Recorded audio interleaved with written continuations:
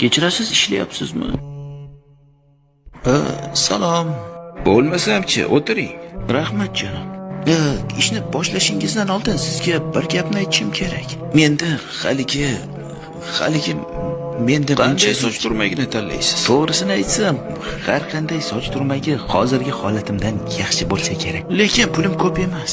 Ismingiz nima? Haligi Kelvin. Menga pulingiz kerak emas, Kelvin.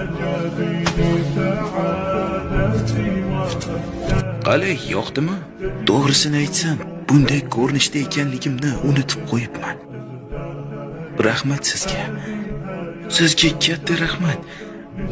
Mana buni oling, menda bori shu. Kerak emas, qo'ysangizchi. Sizga ular mendan ko'ra ko'proq kerak.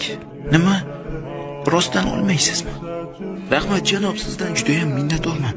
Bugun suhbatga borishim kerak edi. Nima? Shu ust-bosh bilanmi?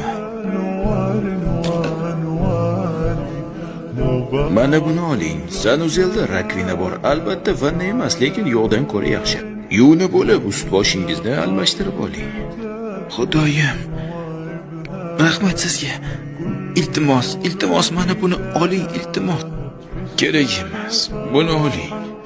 Faqatgina sizning ham imkoniyatingiz bo'lganda yaxshilikka yaxshilik bilan javob bering.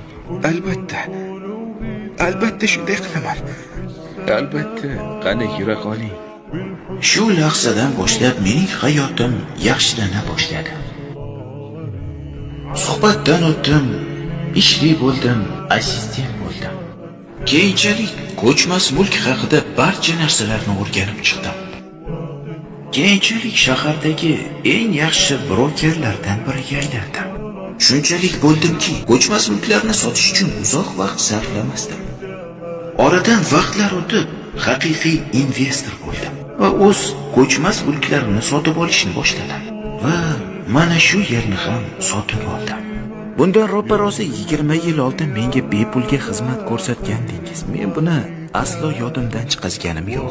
Bu dunyoda yaxshilikka yaxshilik bilan javob qaytarishdan ko'ra yaxshiroq narsani ko'rmadim. Bu sizning yaxshiligingiz. Buni oling.